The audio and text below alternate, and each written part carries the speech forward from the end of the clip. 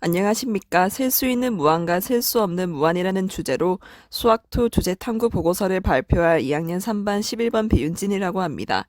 제목에서 느껴지다시피 수학2를 활용한 것도 아니고 무한대를 파고든 내용인데요.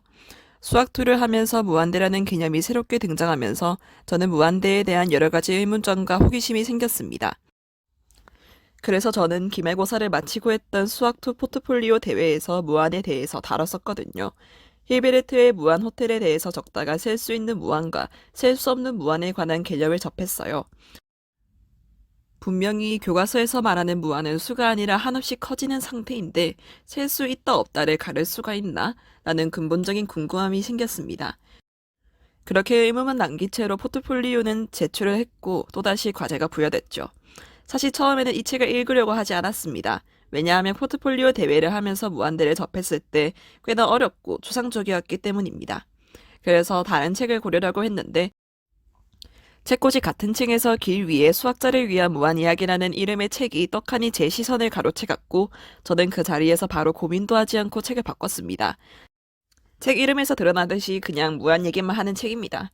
무한은 잠재적 무한과 실제 무한으로 나뉩니다. 제가 무한과 셀 수 있다라는 말이 양립할 수 없다고 생각한 이유가 실제 무한에 대해서 몰랐기 때문입니다. 지금부터 할 셀 수 있는 무한과 셀 수 없는 무한에 대한 이야기는 모두 게오르크 칸토어의 집합론의 내용인 것을 알려드립니다. 먼저 예시에서 나와 있듯이 이런 셀 수 있는 무한의 이산 집합이라고 이릅니다. 더 자세히는 어떤 수 바로 뒤에 올 수가 명백하게 정해져 있는 것이죠. 가장 먼저 떠오르는 것이 바로 정수입니다. 그럼 우리의 사고체계는 유리수, 실수는 어떤 집합일지 셀 수 있는 무한인지 아닌지 궁금해질 것입니다. 유리수의 무한집합은 어떤 수를 택했을 때 바로 뒤따라오는 수가 없습니다. 이런 성격을 띠는 무한집합을 조밀집합이라고 합니다. 조밀집합인 유리수의 집합을 이산집합으로 나타낼 수가 있으면 유리수의 집합과 정수의 집합이 모두 1대1 대응일 것입니다. 유리수를 이산집합으로 나타낼 방법은 이런 것이 있습니다. 1분의 1, 2분의 1, 3분의 1, 4분의 1 규칙이 보이나요? 분자는 계속 1이고 분모는 이산집합으로 늘어나고 있습니다. 그리고 그 다음 줄 봅시다. 1분의 2, 2분의 2, 3분의 2, 4분의 2 무슨 규칙인지 알겠나요? 세로로 봤을 때는 분자가 이산집합, 가로로 봤을 때는 분모가 이산집합입니다. 이렇게 배열하면 유리수를 이산집합으로 나타낼 수가 있죠.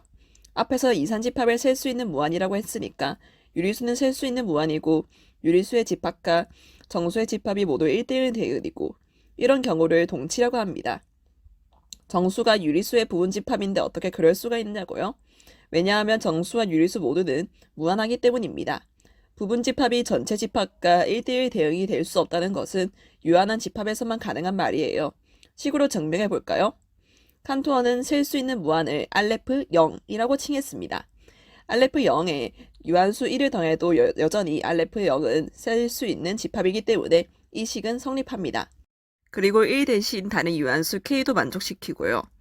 그렇다면 알레프 0을 k 대신 넣으면 여전히 셀 수 있는 집합이라서 그 집합의 크기도 여전히 알레프 0입니다.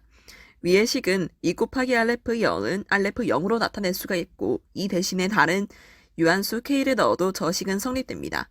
그렇다면 또 생기는 의문은 알레프 0 곱하기 알레프 0은 알레프 0인가 라는 것인데 가로 세로의 양의 정수를 쭉 적어서 두 줄이 만나는 곳에 두 값을 곱한 값을 적으면 당연히 셀 수 있는 집합이 되기 때문에 위의 식은 성립되겠죠. 이제 유리수보다 더 큰 범위인 실수가 셀 수 있는 무한 집합인지 알아볼게요. 칸토어는 모든 실수의 집합의 크기를 C라고 정했습니다.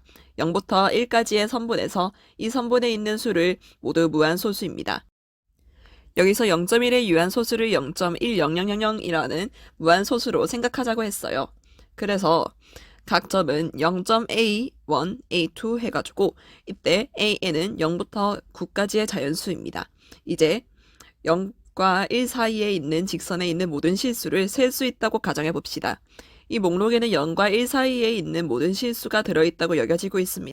하지만 칸토어는 전체 집합을 셀 수 있다고 간주한 뒤에 분명히 목록에는 없는 또 다른 무한소수를 쉽게 만들 수 있다고 주장했습니다. 따라서 0부터 1까지에서 혹은 그 어떤 두 수 사이에서도 완벽하게 셀 수 있는 실수 집합을 상상하는 것은 불가능합니다. 그래서 C는 알레프 0보다 더 큰 초한수입니다. 10개의 수가 소수점 밑에 알레프 0개 있으니까 10의 알레프 0승은 C가 됩니다. 그리고 이때 10 대신에 유한수 n을 넣으면 n의 알레프 0승은 C입니다. 지금까지 셀 수 있는 무한과 셀 수 없는 무한에 대한 개념 설명을 마쳤습니다. 그런데 제가 방학 때 유튜브를 보면서 5는 7이라는 것을 증명하는 이상한 동영상을 봐버렸지 뭡니까? 숫자를 배운 유치원 학생들도 당연히 5와 7이 다른 것은 당연히 알기에 웃자고 하는 소리에 저는 저기서 지금까지 하라는 셀 수 있는 무한과 셀 수 없는 무한의 개념이 있을지도 모르겠다는 생각을 했습니다. 그 동영상이 어떤 내용인지 설명드리자면 밑변이 3, 높이가 4인 두 변이 수직으로 만나고 있습니다. 그리고 그 두 변의 빗변을 긋는다고 합니다.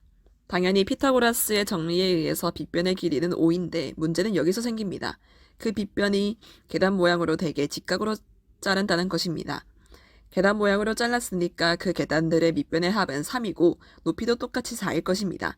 그런데 그 과정을 무한히 반복하면 계단인 것을 알아볼 수 없을 정도로 직각삼각형의 밑변 모양이 된다는 것입니다.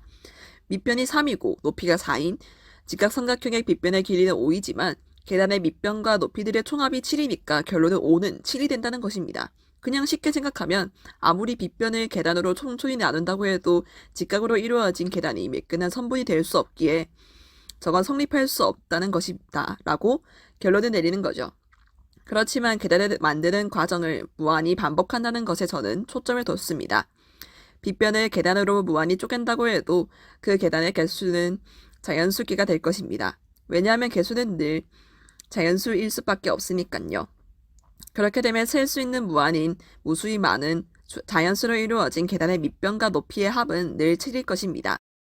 그리고 이 직각삼각형을 함수의 그래프로 옮기고 나면 5의 길이를 가지는 매끈한 선분인 빗변은 무수히 많은 식의 실수로 이루어져 있다는 것을 우리는 압니다. 왜냐하면 그래프에서 한 선분은 x좌표가 a인 곳에서부터 x좌표가 b인 곳까지의 수많은 실수들을 점의 집합으로 이루어져 있기 때문입니다. 그리고 우리는 셀 수 있는 집합, 정수, 유리수보다 셀 수 없는 집합, 실수가 더 크다는 것을 칸토어의 이론을 통해서 알고 있습니다. 그렇지만 5와 7은 길이이므로 셀 수 있는 집합보다 셀 수 없는 집합이 더 크다는 것이 두 길이에 영향을 주는 것은 없습니다. 그래서 5는 7이라는 논리는 잘못되었습니다. 지금까지 무한에 대해서 발표한 2학년 3반 11번 배윤진이었습니다. 감사합니다.